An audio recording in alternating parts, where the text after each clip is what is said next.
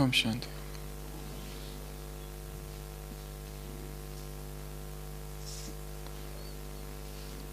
3rd August 1492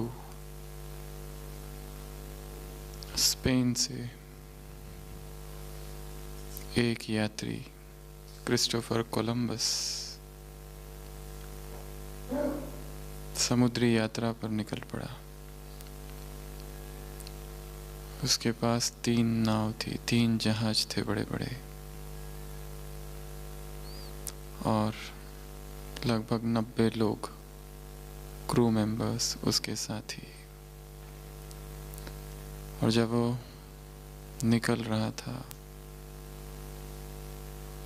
और निकलने की योजना बना रहा था और वहाँ की रानी के सामने अपना प्रस्ताव रखा था,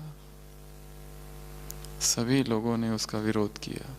सभी ने कहा ये व्यर्थ है, इससे कुछ मिलने वाला है नहीं, व्यर्थ ही पैसे बर्बाद होंगे, व्यर्थ ही इतने सारे लोग साथ में जाएंगे, व्यर्थ ही शायद उनकी जान चली जाए। बहुत भयंकर विरोध करते हैं सभी। फिर भी स्पेन की रानी राजी हो जाती है। वो कहता है मुझे देखना है, धरती गोल है, मुझे देखना है समुद्र के उस पार भी कोई। रानी सभी को आमंत्रित करती है और वहाँ पर भी सब लोग यही कहते हैं कि जाने की क्या ज़रूरत थी, हमें तो पहले ही पता था। कुछ लोग कहते हैं कि हमने तो पहले ही कहा था। हर तरफ से कहने वाले लोग वहाँ होते हैं, पर सभी मिलजुल कर यही कहते हैं कि तुम्हारा ये जाना व्यर्थ हुआ। जो चीज़ हमें पहले ही पता थी, वहाँ जाके क्या फ़ायदा हुआ, व्यर्थ ही पैसे गवा दिए। कोलंबस चुपचाप सब कुछ सुन रहा है और वो एक अंडा उठाता है और कहता है सबसे कि इसको खड़ा करके दिखाओ। 1-2 लोग प्रयत्न भी करते हैं और फिर सभी कहते हैं ये तो मूर्खता है, ऐसा कभी हो सकता है, अंडा कैसे खड़ा हो सकता है, वो तो लुढ़क जाता है। वो कहते हैं इसका दिमाग खराब हो गया। 3 मास समुद्र समुद्र समुद्र, 3 मास समुद्री यात्रा। कोलंबस उस अंडे को उठाता है, जमीन पर थोड़ा पटकता है, अंडे के नीचे की पेंदी टूट जाती है, अंडा खड़ा हो जाता है। सब लोग कहते हैं ये तो हमको पहले ही पता था, तुमने पहले बताना चाहिए था, इसमें क्या बड़ी बात है, ये तो कोई भी कर सकता है, ये तो बच्चा भी करके दिखा सकता है। कोलंबस कहता है तुम सब अजीब लोग हो। जब कोई नहीं करता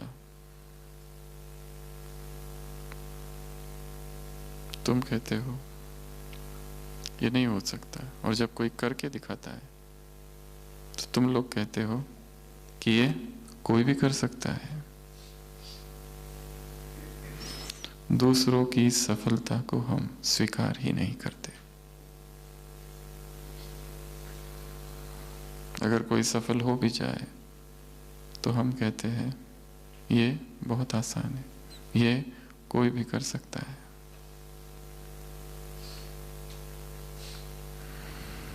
एक बहुत मूल्यवान प्रश्न है, क्या हमने ब्रह्मा की सफलता को स्वीकार किया है? निराकारी, निर्विकारी और निरंकारी, या हमने इसे टेकन फॉर ग्रांटेड किया है कि ये तो उसके लिए बहुत सहज था? क्या हम इसे ऐसा लेते हैं कि ये भी एक पुरुषार्थ था? क्या हम इसे ऐसा लेते हैं कि उसने ज़रूर कोई बहुत गहरा आंतरिक पुरुषार्थ किया होगा इस अवस्था तक पहुंचने के लिए? क्या ब्रह्मा की सफलता को हमने स्वीकार किया है।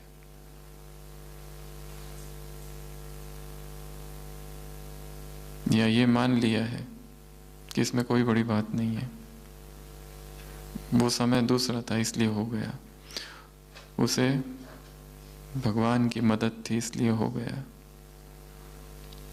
परंतु वो उनका अपना व्यक्तिगत पुरुषार्थ था। क्या इस बात को हमने स्वीकार किया है? सुबह की अव्यक्त वाणी, बाबा ने कहा त्रिवरदान।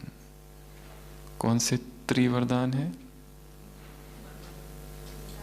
निराकारी, निर्विकारी, निरंकारी। तो आज की मुरली से सबसे पहला पुरुषार्थ, आज की मुरली से सबसे पहली ड्रिल, आज की मुरली से सबसे पहला अभ्यास, जो सुबह अमृत वेला हर दिन नियमित परमानेंटली, जब तक हम संपूर्ण नहीं बन जाते, ये एक अभ्यास करना है। सूक्ष्म वतन में बाबा के सम्मुख गए और बाबा ने अपना वरदानी हाथ रखा और क्या वरदान दिया? निराकारी भव, निर्विकारी भव, निरअहंकारी भव। हम सभी किसी न किसी रूप से अहंकार से भरे हुए हैं।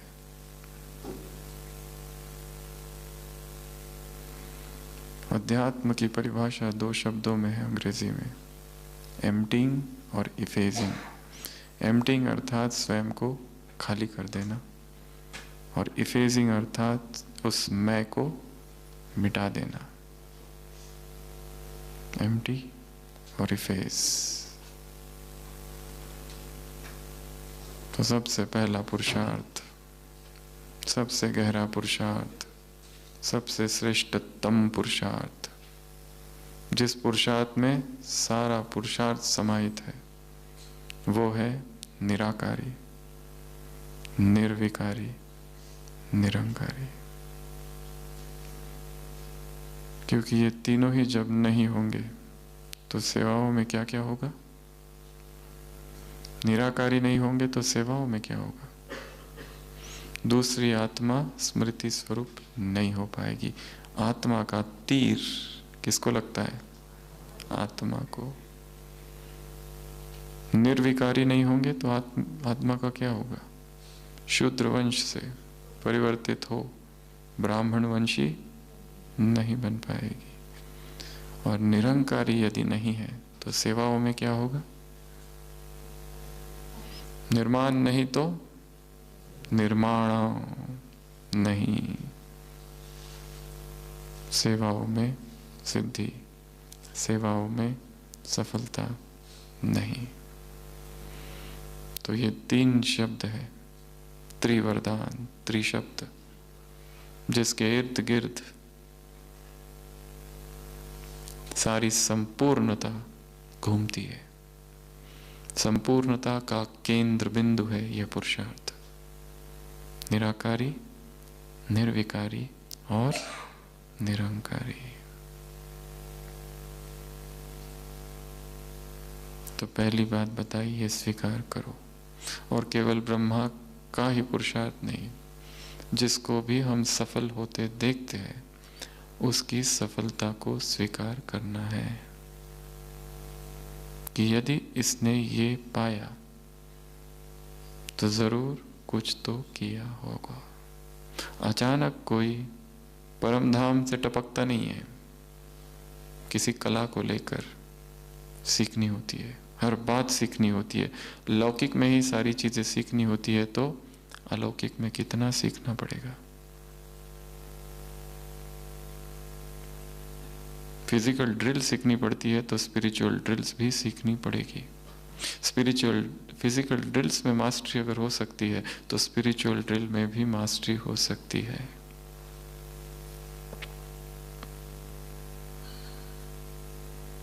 तो आज की अव्यक्त वाणी, स्वयं के अंदर जो खालीपन है उसको क्या करना है? भरना है।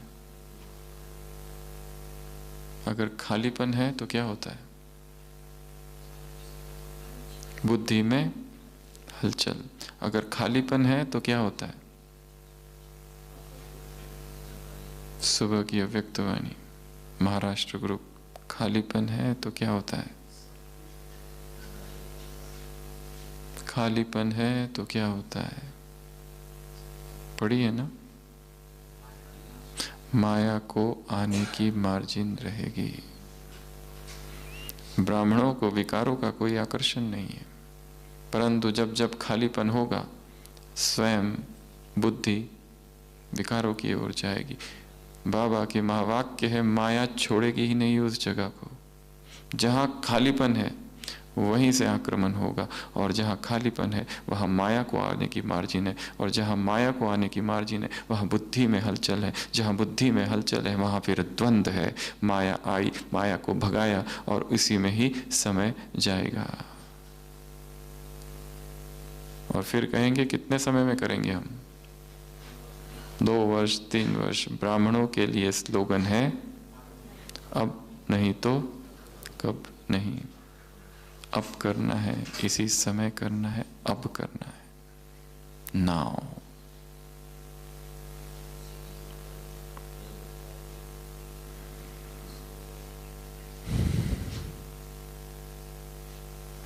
मार्ग सहज है, परंतु मुश्किल हमने बनाया है। मुरलियों में बार बार एक ही शब्द आता है, सहज राजयोग। पर हमारे लिए वो सहज नहीं है।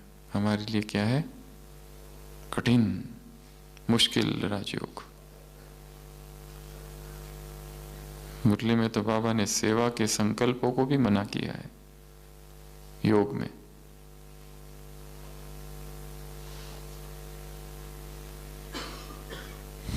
जो आत्माएं ऊपर की अवस्थाओं में रहती है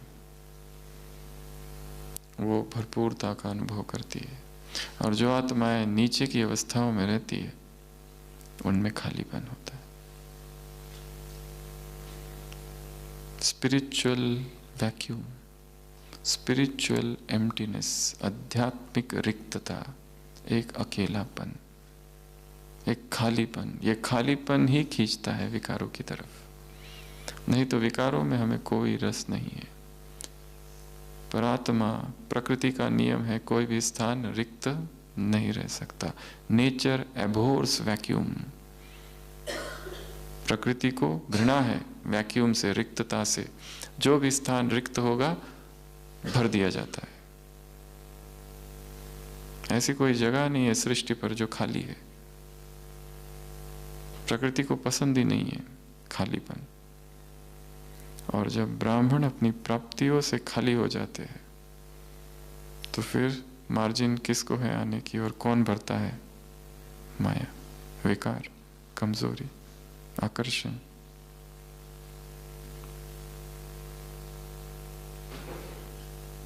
चार लोग कार में फंस जाते हैं, लॉक हो जाती है कार।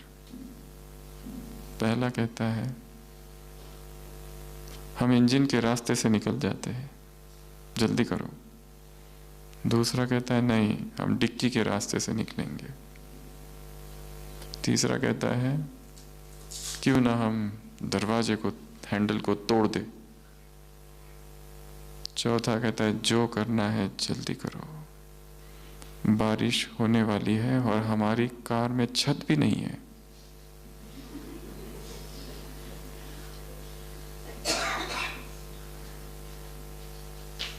पूरा आसमान खुला है और हम किस में लगे हैं? इधर उधर के मार्ग से निकलने में।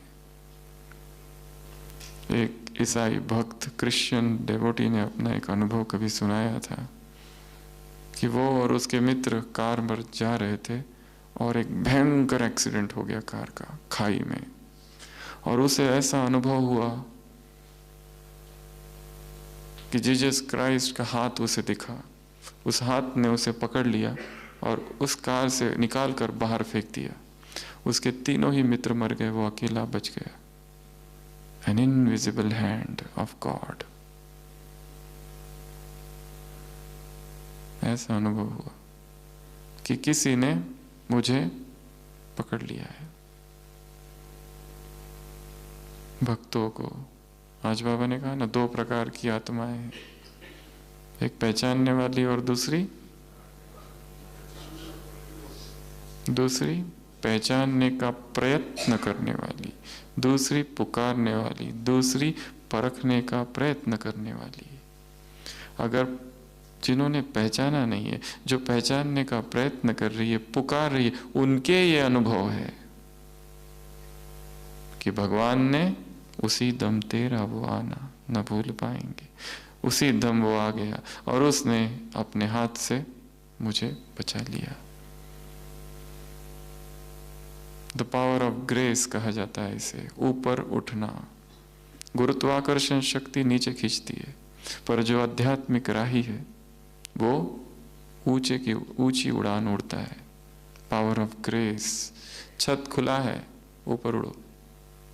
ऊंचाई में आत्मा संपूर्णता से भरती है, नीचाई में रिक्त हो जाती है, दिव्यता से, गुणों से, प्यूरिटी से। क्योंकि नीचे धरती है, धरती खींचती है, धरती ये शरीर है। ऊंचाई। तो आज की मुरली कौन किससे मिल रहा है, चालू करते हैं।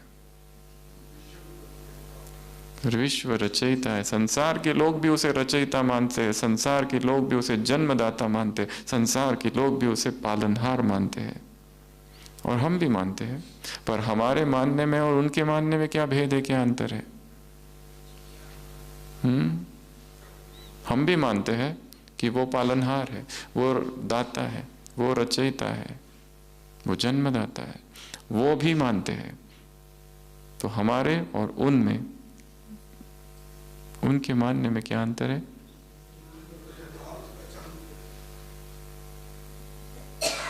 हमारे में ज्ञान है, नशा है, अनुभूति है, ये तीन अंतर है।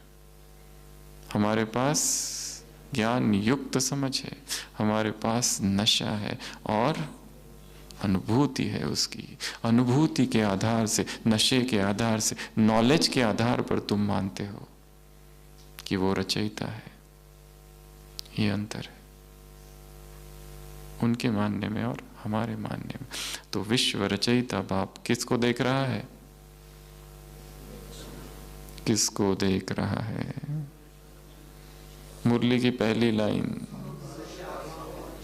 सभी मनुष्य आत्माओं को देख रहा है। और कोई एक हाथ और विशेषण आगे पीछे?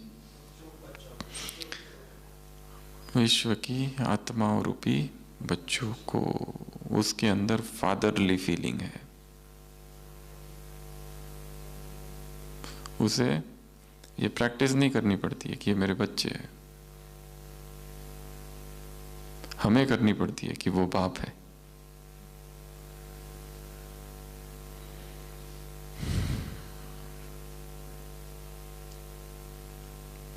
तो क्या देखा बाबा ने? भाग्य को देखा। भाग्य की तुलना किससे की? रेखाओं से। भाग्य की तुलना किस किस से की जा सकती है? ये आप सबके लिए काम है, होमवर्क। कम से कम 10 से 15 बातें हैं। भाग्य का चक्र, भाग्य की रेखा, भाग्य का की कलम, भाग्य,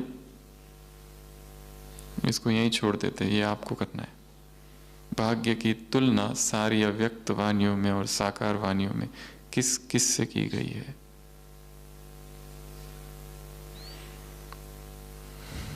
तो बाबा ने भाग्य की तुलना किससे की? रेखाओं से। और रेखाओं की 5 विशेषताएं बताई। क्या देखा रेखाओं में? कि रेखा खंडित है या अखंड है। रेखा, दूसरा स्पष्ट है या अस्पष्ट है। तीसरा, रेखा एकरस है या नहीं है। चौथा, रेखा यथार्थ है या नहीं है, और पांचवा, रेखा चमक वाली है या नहीं है। 5 कंपैरिजंस। और सारी मुरली इसी पर ही है। खंडित क्यों हो जाती है, अस्पष्ट क्यों हो जाती है, यथार्थ क्यों नहीं रह पाती, एक रस क्यों नहीं रह पाती, और पांचवा, चमक क्यों कम हो जाती है रेखाओं की। 4 प्रकार की रेखाएं और उनके कारण खंडित होने के, अस्पष्ट होने के, एक रस न रहने के, यथार्थ न रहने के और चमक कम हो जाने के। तो सबसे पहली रेखा कौन सी और सबसे श्रेष्ठतम रेखा कौन सी है चारों में से? श्रेष्ठतम चारों में से श्रेष्ठतम रेखा कौन सी है? पहली रेखा दिव्य जन्म की रेखा। दिव्य जन्म, दिव्य पालना, दिव्य पढ़ाई और दिव्य सेवा। 4 रेखाएं। चारों में सर्वश्रेष्ठ कौन सी है? जन्म। क्या बताया इसके बारे में? आप बताएंगे क्या क्या बताया है इसके बारे में? दिव्य जन्म अर्थात जब तुम्हारा जन्म हुआ। तुम्हारा क्या है ये? बर्थडे। तुम्हारा क्या है ये? Marriage day. अर्थात तुम्हारी सगाई किससे हुई है? बाप से हुई है, उसके अलावा और कोई नहीं। तुम्ही से खाऊं, तुम्ही से बैठूं, और क्या बताया? तुम्ही से खाऊं, तुम्ही से बैठूं। मैरिज का चल रहा है अभी। तुम्ही से क्या क्या क्या? तुम्ही से सर्व संबंध अनुभाव, ऐसा वायदा है ना। बाबा ने पूछा माताओं से, पांडवों से, बताओ। तो हमारा बर्थडे और हमारा मैरिज डे एक ही है, ऐसा सतयुग में भी नहीं होगा। इस दुनिया में तो असंभव है। फ्रेंडशिप डे है, किससे फ्रेंडशिप कर ली? उसी दिन खुदा दोस्त से। एंगेजमेंट डे, सेवा का डे, स्टडी का day, education day, father day, mother day, सारे डेज एक में समाये है। अर्थात और किसी डे को मनाने की आवश्यकता नहीं है। तो बर्थडे मनाना कैंसल।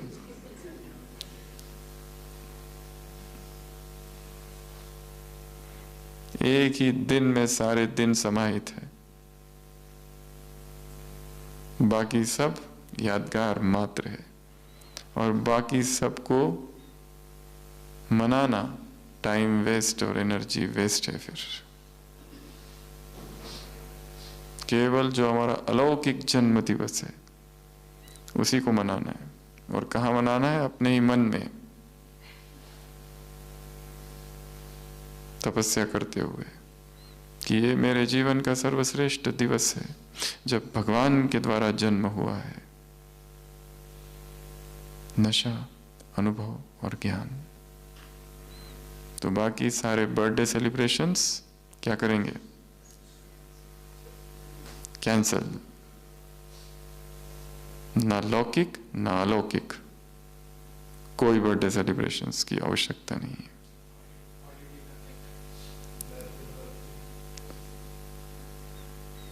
अगर मनाना है तो तपस्या करो उस दिन, मौन तपस्या।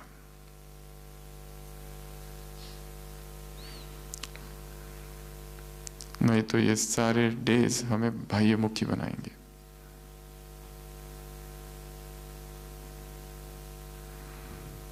तो तुम्हारा जन्म दिवस, birthday, marriage day, engagement day, साथी डे,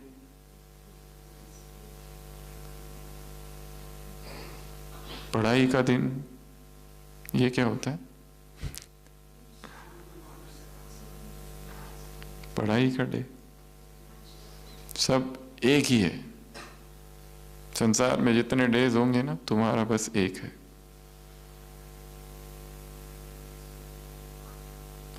और ये जो जन्म की भाग्य रेखा है, ये खंडित कब होती है, ये अस्पष्ट कब होती है, ये अयथार्थ कब होती है, ये एक रस कब नहीं रहती है, और इसकी चमक कम कब होती है,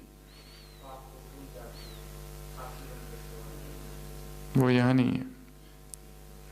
धर्म और कर्म, ब्राह्मण जीवन का धर्म क्या है, ब्राह्मण जीवन का कर्म क्या है, ये जब भूलते हो तब ये रेखा अस्पष्ट हो जाती है, तब ये रेखा खंडित हो जाती है। रेखा खंड हो,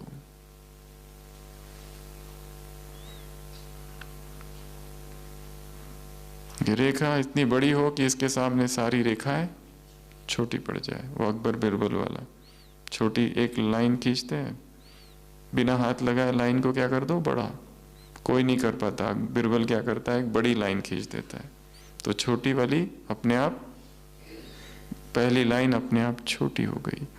ये लाइन इतनी बड़ी खींच दो कि इसके सामने संसार की सारी लाइन क्या हो जाएगी, छोटी पड़ जाएगी। संसार के सारे संबंध, संसार के सारे डेज, संसार के सारे रिश्ते नाते, संसार की सारी सफलताएं, संसार का सारा करियर, एम्बिशंस, सब सब सब इसके सामने छोटा पड़ जाए। संसार की सारी क्वालिफिकेशन, डिग्रीज, ये लाइन इतनी अखंड हो। ये पहला। तो क्या कब खंडित हो जाती है, जब ब्राह्मण जीवन के धर्म को भूल जाते। कौन सा धर्म है ब्राह्मण जीवन का? धर्म अर्थात धारणाएं, मर्यादाएं। जब मर्यादाओं को तोड़ोगे तो ये रेखा खंडित हो जाएगी। ब्राह्मण जीवन का धर्म है प्यूरिटी। अगर प्यूरिटी संकल्प में और स्वप्न में भी खंडित हो रही है तो रेखा खंडित, रेखा अस्पष्ट, रेखा अयथार्थ, रेखा एक रस नहीं, रेखा की चमक कम। तो ये पहली बात। दूसरी, पालना। पालना के लिए क्या कहा बाबा ने कि भगवान हमारी पालना कर रहा है। क्या सोचो, जो कुछ मिल रहा है सब कुछ उसका है। ट्रस्टी। कौन हूं मैं? ट्रस्टी। मेरा कुछ भी नहीं। ट्रस्टी कर अर्थात अपनापन नहीं है। सब कुछ तेरा है। तेरा तेरा कहोगे तो तैरोगे, और मेरा मेरा कहोगे तो तंग हो जाओगे। लास्ट संडे की मुरली, माताओं से मुलाकात, बच्चों से तंग तो नहीं होती है। मेरा बच्चा,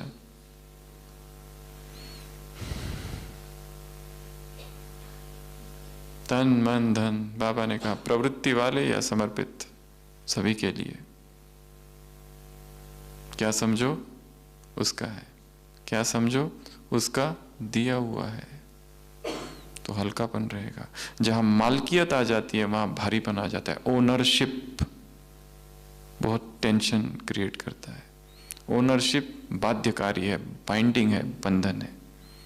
ये मेरा है, जैसे ही मेरा कहा तो क्या हो जाता है, अब ये कोई और लेना नहीं चाहिए। छोटा बच्चा अपनी माँ से कहता है, मम्मी मेरा दोस्त आ रहा है, सारे खिलौने जल्दी छिपा लो। माँ कहती है क्यों, क्या तुम्हारा दोस्त तुम्हारे खिलौने ले लेगा? वो कहता है नहीं, वो अपने खिलौने पहचान लेगा।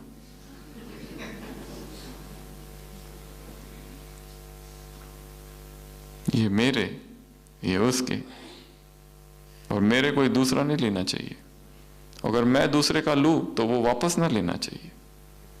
ये मालकियत है, ओनरशिप है, पॉजिटिव एटीट्यूड।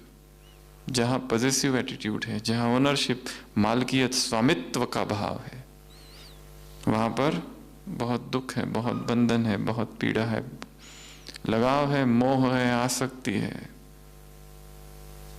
इसलिए मेरा कुछ भी नहीं है, सब कुछ उसका है। तो फिर मैं कौन हूं? ट्रस्टी हूं, मुझे संभालने के लिए दिया गया है। ये भाव।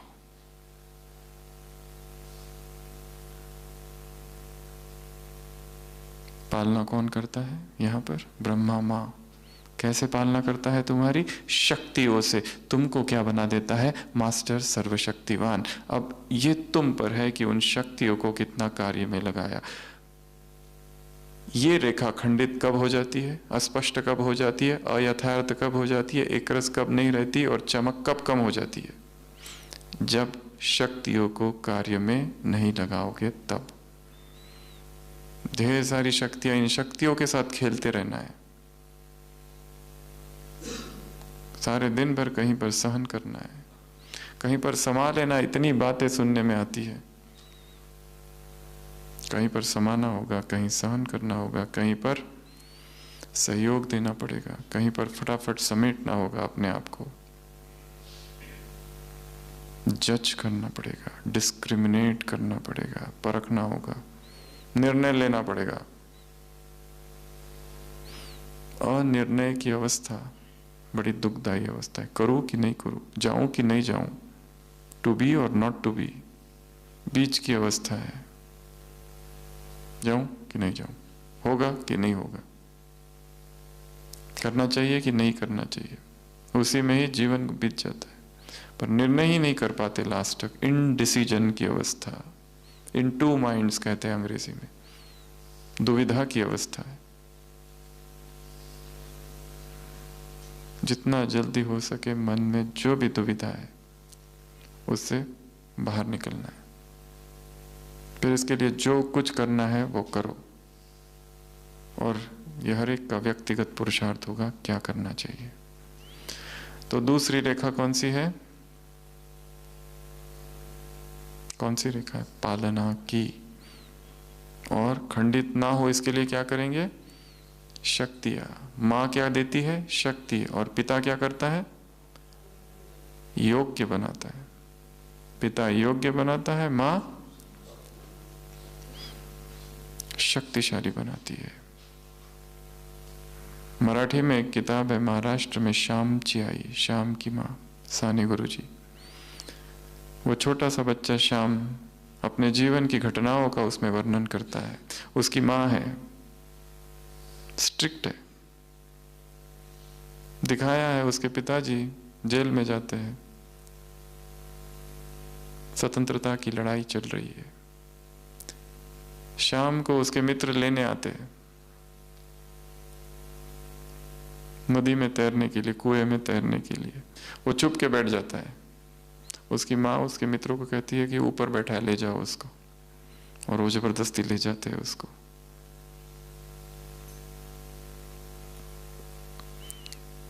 ऐसी बहुत सारी छोटी छोटी घटनाएं हैं। जब उसके पिताजी आते हैं तो अपने पिताजी को अपनी माँ की शिकायत लगाता है कि आप जब नहीं थे ना तो मेरी माँ ने ऐसा ऐसा किया मेरे साथ, और बहुत रोने का एक्टिंग करता है। उसके पिताजी बहुत अच्छी बात कहते हैं, अगर दुनिया वाले ये कहे कि मेरा बेटा बुद्धिमान नहीं है, अगर दुनिया वाले ये कहे कि मेरा बेटा जो है वो योग्य नहीं है, उसे कुछ आता नहीं है, वो होशियार नहीं है पढ़ाई में, मुझे चलेगा। पर दुनिया वाले ये कहे कि वो डरपोक है, ये मुझे नहीं चलेगा। तो माँ बाप कैसी पालना करते हैं? शक्तियों से पालना करते हैं, शक्तिशाली बनाते हैं, योग्य बनाते हैं।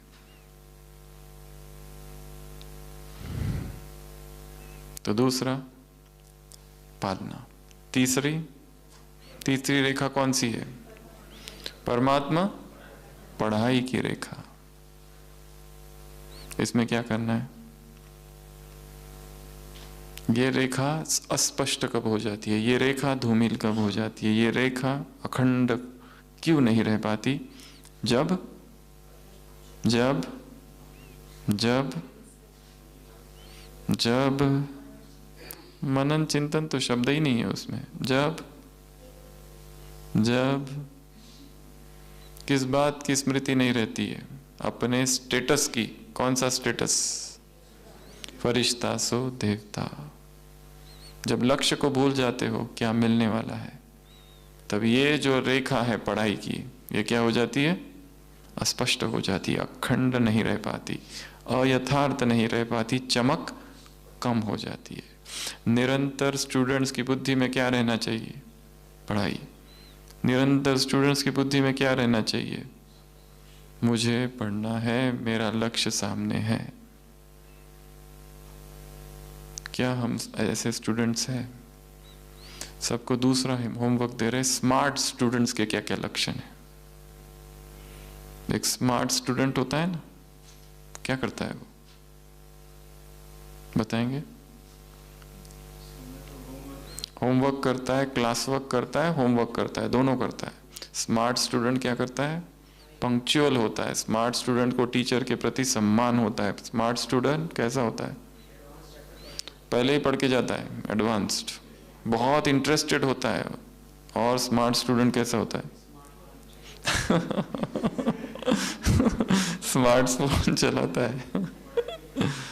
किसी घर में चोर आता है और चोरी करके भागने ही वाला रहता है, सारा सामान लेके, तो एक बच्चा होता है वो जाग जाता है, चोर को देख लेता है, चोर से कहता है मेरी जो स्कूल की बैग है वो भी चोरी करके ले जाओ, नहीं तो शोर मचा दूंगा। मेरी स्कूल की बैग भी ले जाओ। तो स्टूडेंट को इंटरेस्ट होता है पढ़ाई में, किसी को कहने की आवश्यकता नहीं उसे ये करो वो करो, वो खुद ही इतना इंटरेस्टेड है, एक एक चैप्टर में इंटरेस्टेड है, बहुत मजा आता है उसको।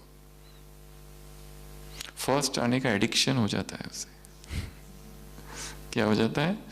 अच्छा लगता है उसे, और आगे और आगे और आगे।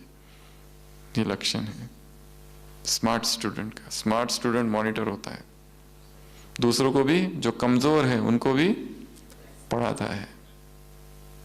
खुद तो पढ़ता ही है, अपने दोस्तों को भी पढ़ाता है। तो स्मार्ट स्टूडेंट, तो बाबा ने कहा, और उसकी बुद्धि में निरंतर रहता है, प्लानिंग रहती है, टाइम कॉन्शियस रहता है कि एग्जाम कब है, कैसे मुझे अपनी स्टडी की प्लानिंग करनी है, लक्ष्य, पद, स्टेटस, फरिश्ता सो देवता, ये लक्ष्य कहाँ तक पहुंचे हैं, the journey of an angel, कहाँ तक पहुंच रहा हूं। तो रेखा क्या हो?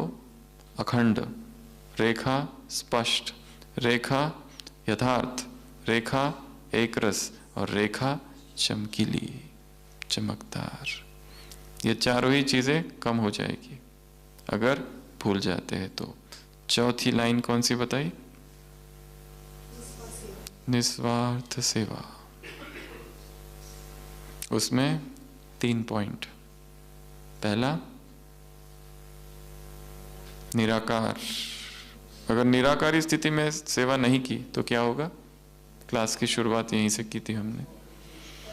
हम किसी का कोर्स तो करा रहे हैं, पर किस रीति से करा रहे हैं? कारोबार की रीति से। फटाफट फटाफट पूरा करना है। अभी इसका ये कोर्स कराते थे, फिर वो करना है, फिर वो करना है। तुम बैठो, ये आत्मा है, ये परमात्मा है, अब कल आना, जाओ। ना हम आत्मिक स्थिति में थे, ना उसको अनुभव कराया। और ज्यादा प्रश्न बहुत पूछना, प्रश्न लास्ट में, अभी नहीं। चुपचाप सुनो जो मैं सुना रहा हूं। वो कहता है मैं ये कोर्स इसके पहले भी कर चुका हूं, वो उन्होंने किया, अब मैं करा रहा हूं ना, वो सुनो।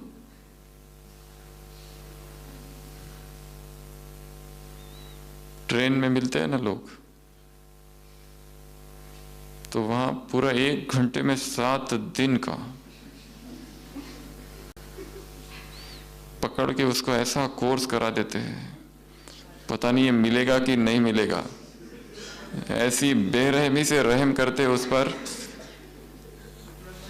सीधा लास्ट ब्रह्मचर्य तक, और भोजन की सारी धारणाएं, सब कुछ उसको एक साथ 1 ही घंटे के अंदर। और लास्ट में जहां रहता है वहां के सेंटर का एड्रेस, कल जाना वहां।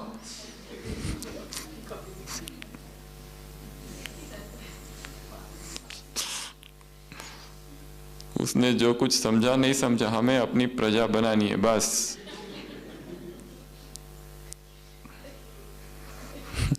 तो पात्र देखकर दान करना। एक भाई ट्रेन में जाता है, उसको कहते तुम सेवा नहीं करते, तुम बीके हो ना? वो कहता है मैं अपने रत्न पत्थरों पर नहीं फेंकता, देखकर सेवा करनी है। रिसेप्टिव कितना है, संवेदनशील कितना है व्यक्ति, कितना इन गहरी बातों को समझ पाएगा, उसी अनुसार हम अपने रत्नों को देंगे। नहीं तो वो क्या करेगा, फेंक देगा उसको। और हम इस भ्रम में जिएंगे कि हमने सेवा की। सपने साकार होते हैं, भ्रम नहीं। भ्रम को तो तोड़ना पड़ता है। बड़ा शक्तिशाली वाक्य है ये। सपने साकार हो सकते हैं, भ्रम साकार नहीं होते। भ्रमों को क्या करना पड़ता है, तोड़ना पड़ता है। दूसरे मुझसे बहुत प्यार करते हैं, ये स्वप्न नहीं है, ये भ्रम है तुम्हारा, ये साकार नहीं होगा, ये तोड़ना पड़ता है।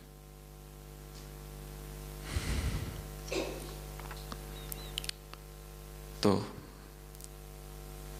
सेवा, सबसे पहली बात निराकारी स्थिति, सोल कॉन्शियस स्टेज में की हुई सेवा अगर होगी तो वही सेवा उस आत्मा को स्मृति स्वरूप बनाएगी।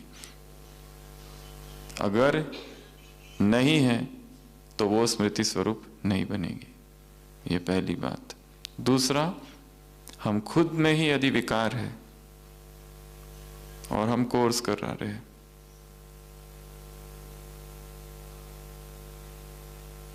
कोर्स कराना बड़ा आसान है, वो अभ्यास है, प्रैक्टिस हो गई है, इतनी बार कराए ना। बाबा ने किसी मुरली में कहा है तुम लोग भोजन बहुत स्वादिष्ट बनाते हो, इसका मतलब ये नहीं कि तुम याद में हो, तुम्हें आदत पड़ गई है। इसलिए जितनी निर्विकारी अवस्था होगी, जो हम सिखा रहे हैं दूसरों को, उसके हम खुद स्वरूप है, तो ही शूद्र वंशीय आत्माएं परिवर्तित हो ब्राह्मण वंशी बनेगी। जितनी हमारी चेतना निर्विकारी है, निर्विकार आत्मा उड़ती रहती है, नाचती रहती है, झूमती रहती है निर्विकारिता में। मनोहर इंदिरा दादी को लोग कहते थे ये तुम्हारे कुमार खाते पीते सोते नाचते गाते झूमते रहते, काम तो कुछ करते नहीं। दादी कहती थी यही तो कर सकते हैं, ये संसार के लोग गाएंगे नाचेंगे कूदेंगे, वो पहले ही दुखों में डूबे हुए हैं। जो पवित्र है वही नाचते गाते और झूमते हैं, क्योंकि हल्के है वो, उन्हें कोई चिंता नहीं है, निर्बंधन है वो। ये कुमार जो कर सकते दूसरा कोई नहीं कर सकता संसार में। संसार तो दुख दर्द पीड़ा आक्रोश में डूबा हुआ है। वो कैसे नाचेंगे, वो कैसे गाएंगे, उन्हें कैसी खुशी हो सकती है। वो तो ये केवल जिन्होंने रूहानी शराब पी रखी है, अलमस्तों की सभा है, बस वही नाच सकते हैं।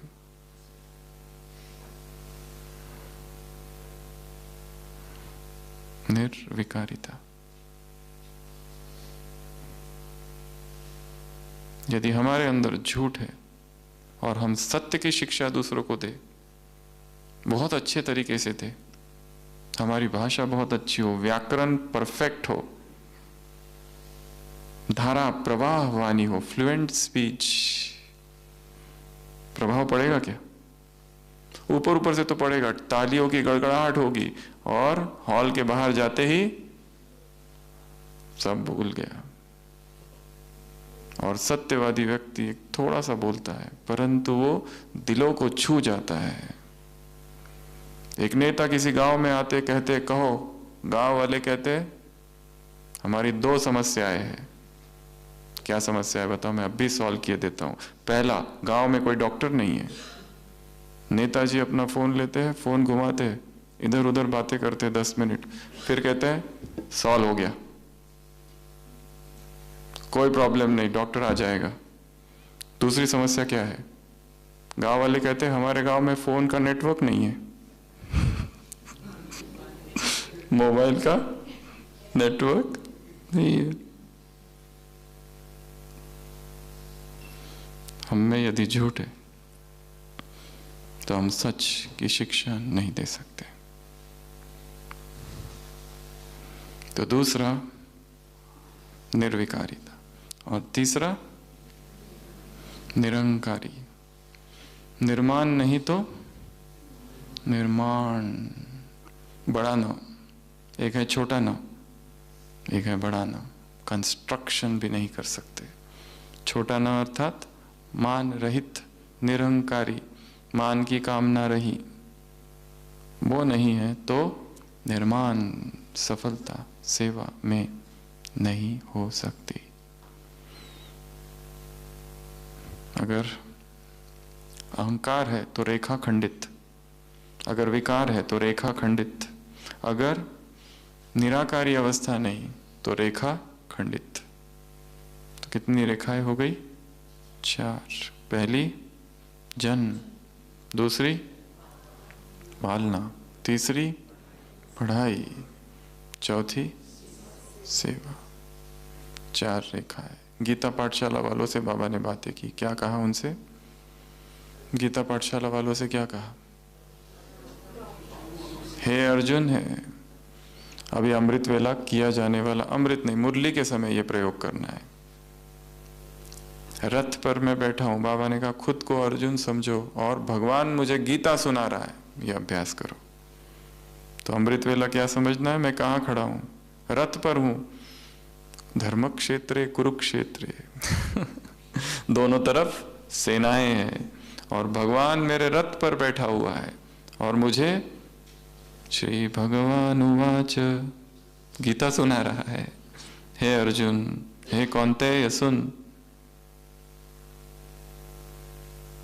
राजविद्या राजगुहम पवित्रमिदमुत्तमम्।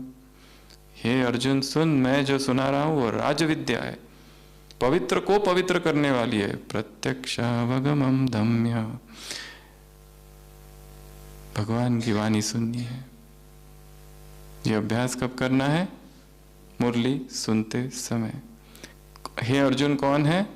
मैं, हम नहीं, मैं, मुझे सुनाई जा रही है, मेरे लिए वो भगवान आया हुआ है। जैसे अभी अभी वो प्रकट हुआ है वैसे अभी अभी मैं प्रकट हुआ हूं। कितना अच्छा अभ्यास है ये। फर्स्ट। और क्या कहा गीता पाठशाला वालों को? गांव वालों को याद किया बाबा ने, भोले भाले होते। गांव वाली माया और शहर वाली माया माया के भी 2 है, एक है अनपढ़ माया, अशिक्षित माया, एक है पढ़ी लिखी हुई हाईली एजुकेटेड माया लेटेस्ट, एक है एकदम गांव की देहात वाली माया। तो बाबा ने कहा गांव वालों को गांव वाली माया आती है शहर वालों को शहर वाली माया। तो माया के भी 2 रूप है। गीता पाठशाला अर्थात चक्रवर्ती बनना, बिजी रहना, टीचर्स को भी अच्छा है।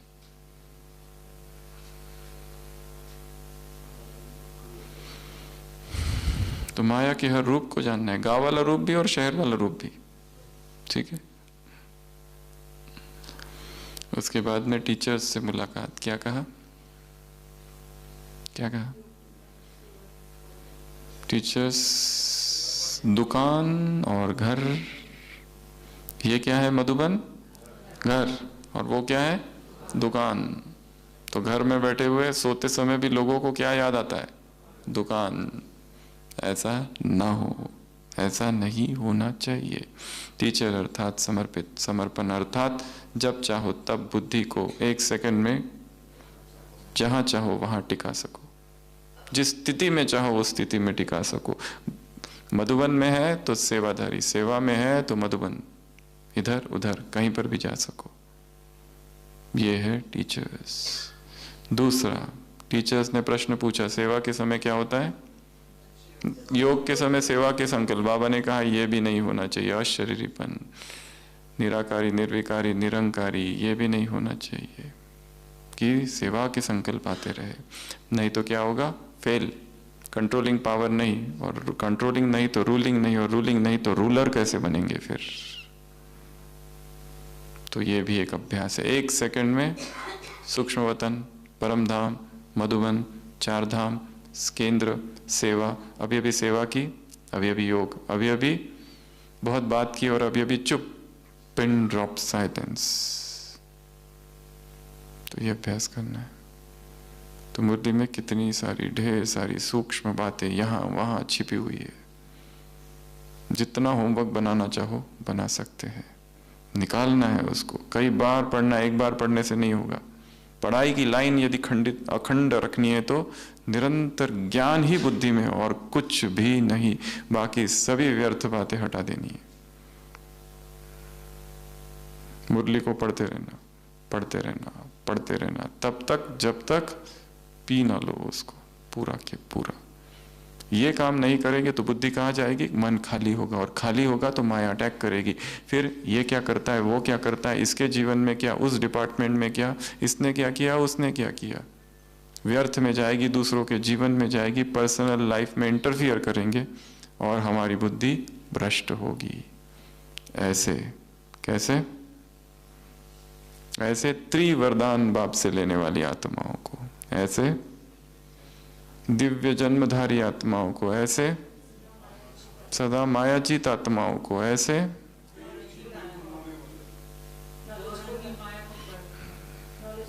नॉलेजफुल आत्माओं को, नशे वाली आत्माओं को, अनुभवी आत्माओं को, ऐसे पावरफुल आत्माओं को, ऐसे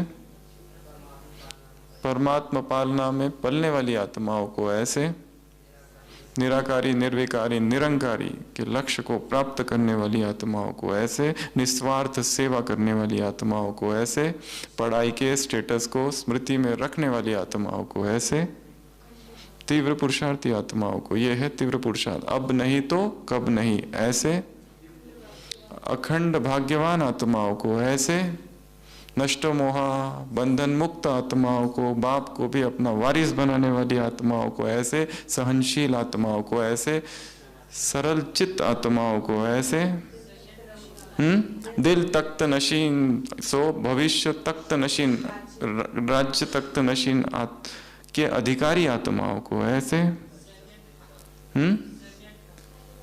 सेकंड हे अर्जुन आत्माओं को, ऐसे अब नहीं तो कब नहीं, ऐसे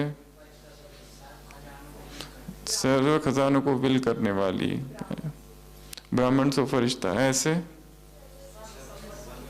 सर्व संबंध एक बाप से, तुम्ही से खाऊं, तुम्ही से बैठूं, तुम्ही से सारे संबंध निभाऊं, ऐसा वायदा करने वाली आत्माओं को, ऐसे कंट्रोलिंग और रूलिंग पावर वाली आत्माओं को, ऐसे दिव्य हो गया एक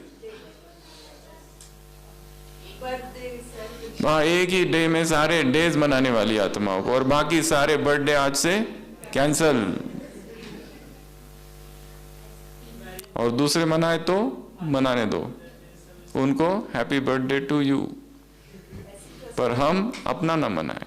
तो ऐसी आत्माओं को, बाप दादा का ट्रस्टी आत्माओं को याद प्यार, गुड नाइट और नमस्ते। हम रूहानी बच्चों की रूहानी बाप दादा को याद प्यार, गुड नाइट और नमस्ते। ओम शांति।